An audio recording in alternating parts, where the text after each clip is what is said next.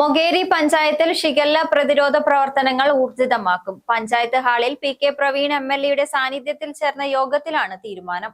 പഞ്ചായത്ത് പരിധിയിൽ 2 കുട്ടികൾക്ക് ഷിഗല്ല സ്ഥിരീകരിച്ച സാഹചര്യത്തിലാണ് യോഗം ചേർന്നത്. പ്രവർത്തിക്കാൻ മുമ്പോട്ട് പോയിരുന്നു. അതേപോലെ ആ വിദ്യാലയവുമായിട്ട് ഈസ്റ്റ് യു പി സ്കൂൾ വിദ്യാലയമാണ് ഏകദേശം 600ഓളം കുട്ടികൾ അവിടെ പങ്കെടുക്കുന്നുണ്ട്.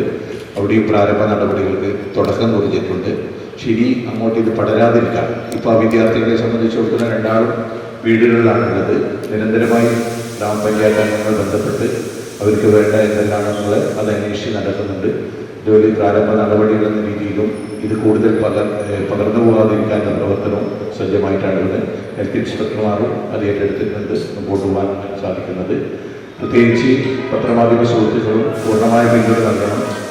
ഇത് റിക്കവറി ആകുന്നതനുസരിച്ച് ഇത് പത്രമാധ്യമങ്ങളുടെ ജനങ്ങളെ ബോധ്യപ്പെടുത്താനും ജനങ്ങൾ ഈ പത്രത്തിലും ഓൺലൈൻ ന്യൂസിലും കാണുമ്പോൾ ജനങ്ങൾ ഭയരീകാവുന്നൊരവസ്ഥയുണ്ട്. അതില്ലാതാക്കാനുള്ള ശ്രമം പത്രമാധ്യമങ്ങളുടെ പിന്തുണ അഭ്യർത്ഥിക്കാനും നിങ്ങൾ. മൊകേരി പഞ്ചായത്ത് പരിധിയിൽ 4ഉം 8ഉം വയസ്സുള്ള 2 കുട്ടികൾക്കാണ് കഴിഞ്ഞ ദിവസം ഷിഗല്ല സ്ഥിരീകരിച്ചത്. ഇതിന്റെ അടിസ്ഥാനത്തിലാണ് അടിയന്തര സാഹചര്യം കണക്കിലെടുത്ത് പ്രതിരോധ പ്രവർത്തനങ്ങളെക്കുറിച്ച് ആലോചിക്കാനായി പഞ്ചായത്ത് ഹാളിൽ ചൊവ്വാഴ്ച രാവിലെ പി.കെ. പ്രവീൺ എം.എൽ.എയുടെ സാന്നിധ്യത്തിൽ യോഗം ചേർന്നത്. പഞ്ചായത്ത് പ്രസിഡന്റിന്റെ നേതൃത്വത്തിൽ ജനപ്രതിനിധികൾ ഉൾപ്പെടെ എല്ലാവരും ഒറ്റക്കെട്ടായി പ്രതിരോധ നടപടികൾ ഊർജിതമാക്കുമെന്ന് എം.എൽ.എ പറഞ്ഞു. കൂത്തുപറമ്പ് നിയോജക മണ്ഡലത്തിലെ മൊകേരി പഞ്ചായത്തിൽ ഷിഗല്ല എന്ന രോഗം റിപ്പോർട്ട് ചെയ്തു.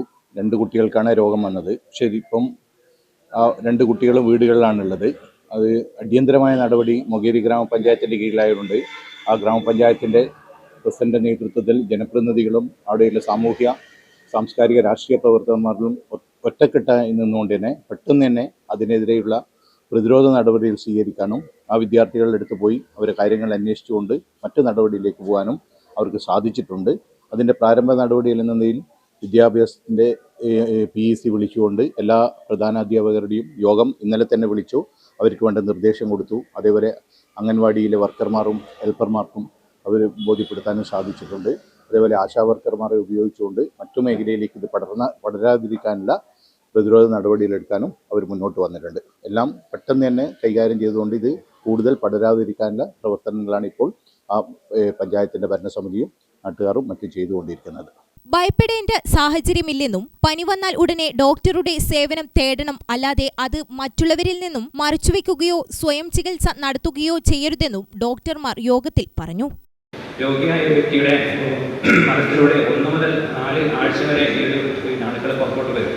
ആ സമയത്ത് ഈ പറയുന്ന ഏതെങ്കിലും ജലാശയത്തിൽ ഈ പറയുന്ന മലം കലരുകയാണെങ്കിൽ, അതായത് നമ്മൾ കുടിക്കുന്ന ജലത്തിലോ അല്ലെങ്കിൽ നമ്മൾ കഴിക്കുന്ന ഭക്ഷണത്തിലേക്കോ ഏതെങ്കിലും രീതിയിൽ ഈ പറയുന്ന മലം വഴി പോകുന്ന രോഗാണുക്കൾ കലരുകയാണെങ്കിൽ അത് നമ്മൾ കൃത്യമായിട്ട് പാചകം ചെയ്യാതെ, പ്രത്യേകിച്ച് മത്സ്യ മാംസാദികൾ മുട്ടയൊക്കെ ആണെങ്കിൽ കൃത്യമായിട്ട് പാചകം ചെയ്യാതെയോ അല്ലെങ്കിൽ ഈ വെള്ളമാണെങ്കിൽ കൃത്യമായി തിളപ്പിച്ചാറ്റാതെ കുടിക്കുകയാണെങ്കിൽ മറ്റൊരാൾക്കും ഈ അസുഖം വരും. അപ്പോൾ അതുകൊണ്ട് തന്നെ നമുക്ക് മനസ്സിലാക്കാം, നമ്മളതിനെ തടയാനായിട്ട് ശ്രദ്ധിക്കേണ്ടത് കൃത്യമായിട്ട് തിളപ്പിച്ച് ആറ്റിയ വെള്ളം മാത്രം അല്ലെങ്കിൽ കൃത്യമായിട്ട് ക്ലോറിനേറ്റ് ചെയ്ത വെള്ളം മാത്രം കുടിക്കുക എന്നുള്ളതാണ്.